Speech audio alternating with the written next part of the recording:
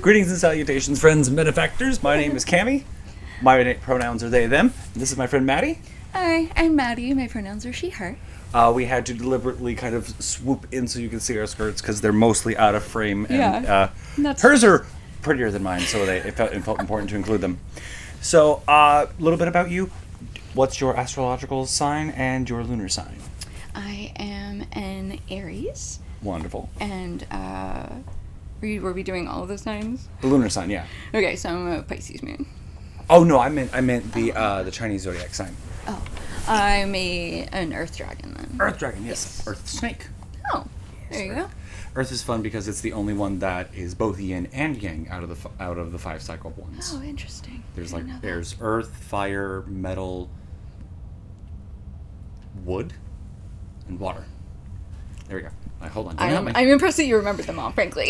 So many different versions of the natural elements that exist out there, and because I'm like no, poison and psychic aren't those are D&D. Those are D&D elements. Don't do that. So what was the very let's go to the basic stuff real quick. Where'd you grow up? I grew up in Northern Virginia, so born and raised all in one spot. College, all that good stuff? I did college up in Maryland, so I cool. got my degree from the University of Maryland University College. Wonderful. I kept seeing commercials for that, and I wasn't sure it was real at first. Being very honest. Yeah, because I'm just like, I'm the government man, come from the government feels. I think it was they're the vibe. better known for their online stuff now, but they are actually a full brick and mortar campus and everything. That's cool. I did not know they were brick and mortar either. So what was your degree in? Computer information technology. Ooh, fancy. Yeah, computer stuff. Lots of computers.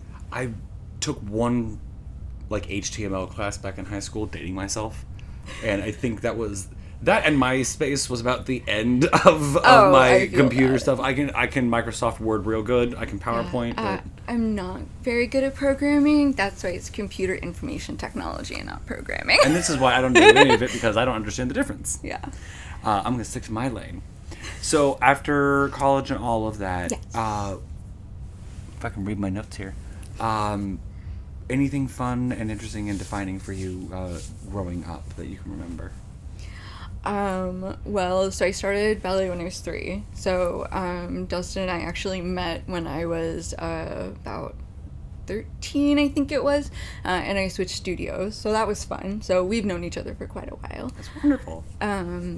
So yeah, and I got a lot of introduction into the nerdverse when I was growing up too. My mom was big into Star Wars and Lord of the Rings and James Bond and all sorts of fun things. So I got a very wide education into the fiction verse. The James Bond universe is huge. Yeah. Because there's movies and books and other stuff. It's much bigger than most people originally think of. Yeah.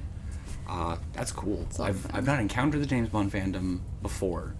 That's one of the few I've never actually encountered hands-on. You would just watch the movies on marathon on Spike. Oh, there's so many of them, though. There's so many. It was great. That's like someone telling me, "Oh, we'll just start Bleach, or we'll just start One Piece." Oh, God. Wait, why? No, nothing is as bad as One Piece. There's so many. I can't. So you started with dance, and you got through, and you wound up with computer science. Yes. Quite the transition. How did you end up doing tabletop and all that? What was the first game you picked? So technically I started playing things like Magic the Gathering in middle school. Okay. And then I was actually talking to my friend the other day. I actually played one game of D&D in high school. Okay. And I wrecked a dungeon accidentally. I gotta hear this. Okay. So, really briefly.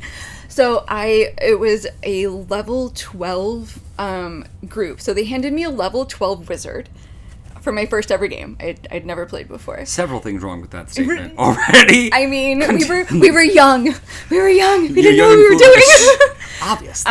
And it was like a big dungeon that was like all laid out. My friend had put so much time into this. And the very first thing is like there's these 2 jade dragons on the outside, and I was looking at my spells trying to figure out like how they worked, and I was like, can I cast a spell magic on the spell that is holding the jade dragons? And apparently I shouldn't have done that. because then the whole dungeon was destroyed. Apparently that was the end game, and I just accidentally bypassed it. To quote you earlier, I am terrified and proud of you. That's impressive. I do what I can to defy expectations. Yes. We expect these shenanigans. She's playing our rogue. We expect more of these in-game. Yes. I do not disappoint. So that was your first introduction to D&D. That was my first introduction to D&D. And then I took a break, I guess. And then while I was in college, my best friend from like elementary school was in town, and she was like, hey, I have this really fun game that I think you would enjoy. And she was like, I'm going to introduce you to my Parlor buddies. And so my introduction was into live action role play, not boffer stuff. I wasn't running around in the woods with weapons because that doesn't work for me. But it was, it's a lot of political intrigue or all sorts of things depending on what you're playing. This was like the World of Darkness, right? Yes. Okay. So like the vampires and the werewolves and the other thing, and we had a whole discussion about there's a multiverse and different versions. And then I joined the Discord server and was just like, oh. Yeah, there's a lot. It's a lot of fun. There's just a lot. It's great. I'm excited. Would you like to be a Frankenstein monster? Maybe. Please go play Promethean. I might do that. That sounds kind of fun. Yeah. That sounds kind of fun. So, moving forward through our nerdiness. So your first TTRPG was obviously D&D. Yeah. What is the game that you want to try? So I have played a lot of the like modern fantasy genres, and D&D sort of fills that overarching fantasy stuff. But I haven't played too much in a lot of sci-fi, and I really love those like sort of starship games. So I would love to try and play a game like Traveler or something where you're on your spaceship and you're just sort of trying to make things work. It's sort of like a Firefly-esque feel to it. That sounds kind of fun. Yeah. I thought those are the kinds of things that I am really looking to get forward to getting into eventually. I will need to check that one out. I've been looking for other systems to utilize. Yeah, there's a lot. So, what are some things that gaming has taught you, or that it has brought to you? So, when I started off, I was like, I'm naturally a pretty quiet person, despite what this looks like. Always the quiet ones. We try.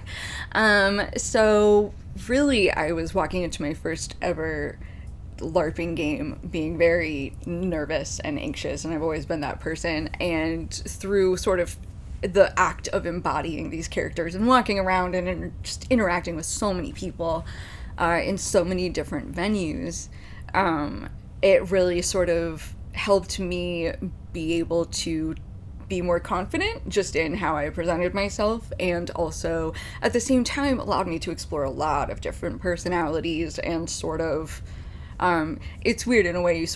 I ended up exploring and being like, I like this or I like that, and I'm just gonna sort of internalize that, and that's a lot of fun for me. Finding ways to integrate the parts of yourself that you had brought out with your characters into yourself. Yeah, well, and also just exploring different points of view that aren't necessarily always like ones that I'm comfortable filling.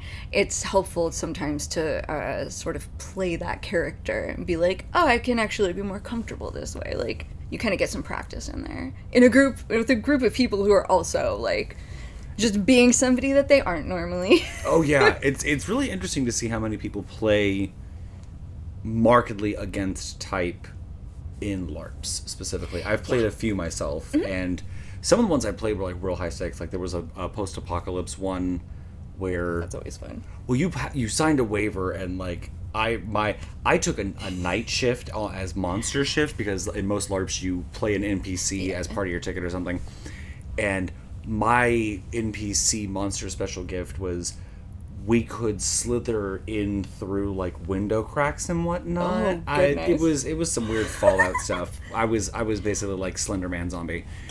But like cool. We woke people up from a dead sleep, and we're like, hey, you got 5 seconds, and then you have to pretend that I've woken you up, and we're gonna fight. Cool. Yeah. So I remember someone waking up in their boxers, just okay, cool. 75 damage. Oh. I'm gonna run. Slither back out this window over here. Back over this way. Never mind. I have precisely 10 hit points. We're going away. Yeah. So it was fun. I do enjoy LARP. It was so yours was kind of opposite, like outside in almost. You did a little bit of the D&D, but yours it was a lot more social. I think it was a lot more interpersonal. Where like sometimes there would be like, oh, we're getting, in Mage the Awakening we played like a city under siege sort of chronicle. Ooh. So there were people, we were in DC and they were trying to take DC from us. So like you play those kinds of chronicles, but you're spending a lot of time with the people in your group, and people would sort of like go out to do this part of a quest and then come back. So you're spending a lot of time being social while kind of people are doing other things, so things sort of flow and move in that way. So you're getting a lot of different interactions going on. That sounds like a lot of fun. Yeah, it is. So what is it that you would like to bring to our game, specifically to teach our game? I just really like being able to show, I like playing against type. So I really like being able to step in and find new little ways to do things. Gotcha. Yeah. And to touch on the thing I mentioned with Dustin, all of our characters have something unique about them that offers as I said earlier, a limitation, whether it be a mental or physical limitation, or even something magical that has been placed upon them that is also kind of something that we can work out analogically. Sure. Yours is actually a little bit more personal than some of the others. Yes. You share your limitation. Yes. So when thinking about sort of like what I would want to portray and be able to sort of faithfully portray, I actually chose osteogenesis imperfecta, which is brittle bone disease. It's not really a disease. It is a genetic mutation that's passed on from parent to child. It's a dominant gene, so even if like one of your parents has it, like you still show the traits. And it's a collagen disorder, so it affects everything from your bones to your teeth and your skin and everything. So like I bruise more easily, and there's a lot of different types in terms of severity. There's actually 8 types now. And you would think based on the way they were identified, they don't go 1 through 8. So 1 is the most mild type, and actually type 2 is the most severe type. Okay. So they're sort of filling in the gaps. They just have to like, okay, so we found this one now, so this is this sort of like type 3 was identified as the one that is sort of more severe than type 1 but less severe than type 4, so that's how that slid in there. So there's all sorts of things, but so I thought that I would be able to bring that in, and Larima's going to be a fun little character who is going to be a little bit have to be a little bit careful and clever in how she approaches things.